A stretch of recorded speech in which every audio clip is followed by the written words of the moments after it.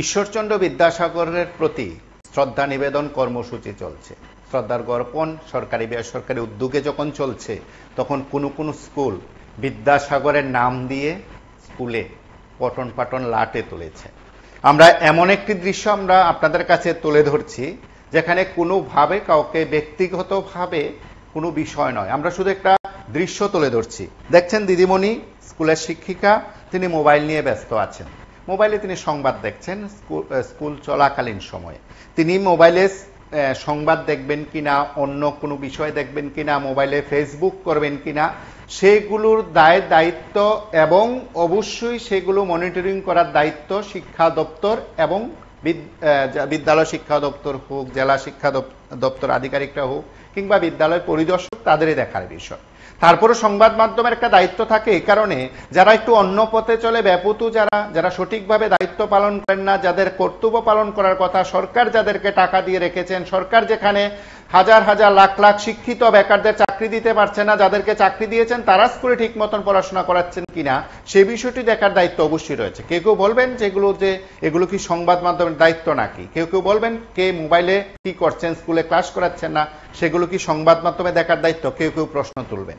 আবার কেউ কেউ বলবেন যে না, সংবাদ মাধ্যম তার সঠিক দায়িত্ব পালন করেছে, যে ক্যামেরা যেখানে পৌঁছে গেছে সেটা সঠিক দায়িত্ব পালনের জন্যই সেখানে পৌঁছে গেছে। সেদিক থেকে আমরা খয়েরপুর বিধানসভা কেন্দ্রের লালটিলা জেবি স্কুলে আমাদের প্রতিনিধি যখন সেখানে গেছেন, যে দৃশ্য কার্যত দেখেছেন, সেখানে ক্লাস হচ্ছে না। বিদ্যাসাগরের জন্মদিন পালন করা হবে, তার জন্য সেখানে কর্মসূচি রয়েছে। এই কর্মসূচির আগে কেউ বলছেন একটি ক্লাস করা হয়েছে, কেউ বলছেন একটিও ক্লাস করা হয়নি। কখন কর্মসূচি হবে, কখন অনুষ্ঠান হবে, কেউই জানছেন না। পড়ুয়ারা খেলাধুলা নিয়ে ব্যস্ত আছেন, তারা ক্লাসে নেই, ক্লাস চলছে না, পঠন পাঠন লাটে উঠেছে। দিদিমণি এই সুযোগে তিনি মোবাইল ব্যবহার করছেন, মোবাইল দেখছেন, এবং তিনি সরাসরি সে কথা স্বীকার করছেন। বলছেন একটু কি মোবাইল দেখা যাবে না স্কুলে এসে? নিশ্চয়ই যাবে না, না যাবে সেটা তো জানেন শিক্ষামন্ত্রী, জানেন তার দপ্তরের লোকজন, আধিকারিকরা জানেন, আমাদের অন্তত জানা নেই। আমরা যে দৃশ্যগুলো দেখেছি, সে দৃশ্যগুলো দেখে মনে হয়েছে যে রাজ্যের শিক্ষামন্ত্রী তথা মুখ্যমন্ত্রীর গোচরে বিষয়গুলো নেওয়া দরকার।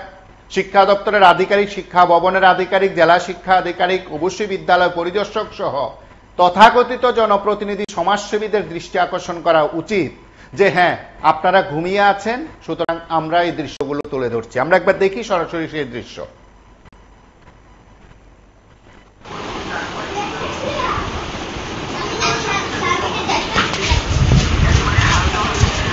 ম্যাডাম, আজকে কি ক্লাস চলছে? এখন কি ক্লাস চলছে? এখন তো আজকে ওই যে বিদ্যাসাগরের প্রোগ্রাম, ক্লাস একটা ক্লাস করে আসছে। কি ক্লাস করা হয়েছে? ওই বাংলা, তারপরে অনেক প্রোগ্রাম তো আর কি। স্টুডেন্টরা তো অভিযোগ করছে একটা ক্লাসও করানো হয়েছে না। কেন করানো হয়েছে না? তারা নি কইছে মানে ওই বই আনছে না তারা। মানে কি দেখতেন আসতেন মোবাইলে? ওই খবর টবর আর কি, একটু দেখে আর কি, দেশের খবর কেমন কেমন চলেছে তো দেখানোই লাগে, খবর টবর একটুখানি। ক্লাসটা কেন করাইতে আসলেন না? খবর দেখতে পারেন। আমি কিনা কই তারা নাম টাম দেখে তারা কেউ বই আনছে না। আমি বই আনতে না করছি না। তোমরা খুশিনি বই আনবে না সবাই জিঙান। আমি কি রকম জিঙা, আমি তোমরা সবাই আদর করিনি, ভালোভাবে পড়াইনি, ক্লাসে পড়ালোই আমি তারা ইংলিশ তারা দৌড়াই দেখা। স্কুলে কি মোবাইল দেখার জায়গা নেই? এটা আপনি কোন বিষয়টা কোন? আমি একটু খবরে দেখতাম না, আমি মোবাইল দেখিনি কোনদিন। সবাই কইব স্টাফে আমি দেখি না, কইয়া বই আনছে না, কেউ বই আনছে না। এরপরে ওই একটা ওই নাম দেখে একটু আলাপ কইরা তারা গান টান শিখাইয়া, ওই আজকে বিদ্যাসাগরের প্রোগ্রাম, ওই তো ফুল টুল আনছে, ওইছে বই আনছে না। তাদেরকে আউটডেস স্কুলে আসার কথা কে কইছে? আউটডেসের কথা আমি কইছি না। কে কইছে? এইটা পরিচয় দাঁড়িয়ে জিঙান, ওই যে ফুল টুল আনছে প্রোগ্রাম। স্টুডেন্টরা তো আপনি একজনও ক্লাস না, তারা খেলাখেলি করতেছে, আপনি মোবাইল নিয়ে ব্যস্ত। ওখানে তারা ওই যে প্রোগ্রাম করার লাগিয়া টিচার আমরা দুইজন মাত্র, এই প্রোগ্রাম করার লাগিয়া আমরা রেডি হইতেছি, সাজাতে আছি। ওই পরিচয় আপনি কইছেন, আমি তো কইছি না সব পোলাপানলে জিগান আমি আউটড্রেস আইতে করছি না না সেটা প্রোগ্রামের তারা খুশি তারা ওই প্রোগ্রামের খুশি হয় আর কি, আনন্দ পায় আর কি। ওই যে বিদ্যাসাগরের ওই যে পল্টন আনছে এরকম কি কারণে তারা বই আনছে না কিনা পরিতোষ, আমি তো কইছি না বই আনতো না। এই সবাই ডাকুন দাঁড়ান জিঙ্গামু, আমি কইছিনি ও বই আনতো না বা আউটড্রেসে আইতো, আমি কিচ্ছু কইছি না। আমি কইছি ক্লাস হইব। আজকে কয়টা ক্লাস হয়েছে? কেন? আজকে ঈশ্বরচন্দ্র বিদ্যাসাগরের জন্মদিন। কে বিষয়ে ক্লাস করতো না? আমরা ক্লাস স্কুলের নাম কি? তোমাদের ডেস্ক কোথায়? আমরা আজকে একটা ক্লাস হয়েছে না আজকে? নাম প্রেজেন্টেশন নাম রাখছেন স্কুলে? এখন কি ক্লাস চলতেছে তোমরা? কি খাইছো? খিচুড়ি খাওয়া হয়েছে নি? হয়েছে না আজকে? তারা ক্লাসটা শেষ দুইটা, এখন প্রোগ্রাম করবো আর কি। ঈশ্বরচন্দ্র বিদ্যাসাগর কয়টা ক্লাস হয়েছে? দুইটা। কি ক্লাস করা হয়েছে? ক্লাস তো আজকে এমনিতে প্রোগ্রাম অনুসারে গান টান এইসব করা হয়েছে, গানতে টাইল দেওয়া হয়েছে। স্টুডেন্টরা তো অভিযোগ করছে তাদের একটা ক্লাসও করানো হয়েছে না। আজকে তো প্রোগ্রাম আছে, তাই প্রোগ্রামের মধ্যে ক্লাস এতটা হয়েছে, নাম ডাক হয়েছে, এমনিতে করা হয়েছে। আর ঈশ্বরচন্দ্র বিদ্যাসাগরের প্রোগ্রাম ক্লাস তো এই ক্লাস আজকে স্যার আমরা দুইজন আছি, ম্যাম আর আর দুইজন, একজন ছুটিতে গেছে আর একজন ট্রেনিং আছে আর কি। তো আজকে সেম নাই।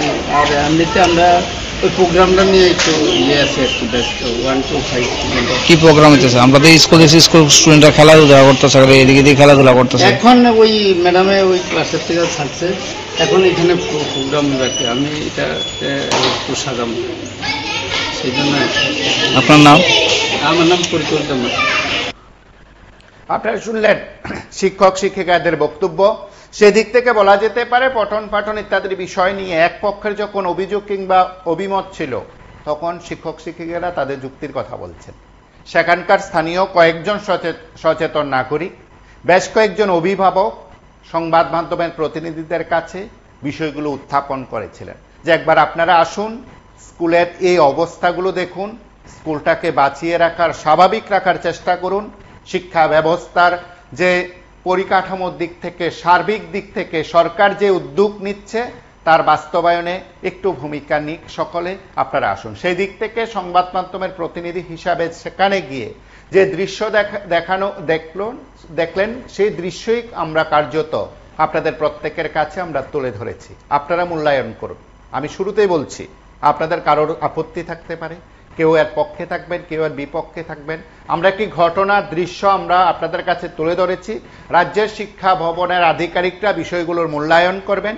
স্কুলগুলো পরিদর্শন খুব জরুরি হয়ে পড়েছে, সেটা বিভিন্ন মহল থেকে বলা হচ্ছে। শিক্ষা দপ্তরের আধিকারিকদের আচমকা স্কুলে যাওয়া খুব প্রয়োজন, কারণ স্কুলগুলো ভালো চলছে না খারাপ চলছে পড়ুয়ারা, তাদের অভিভাবকরা ভালো জানেন।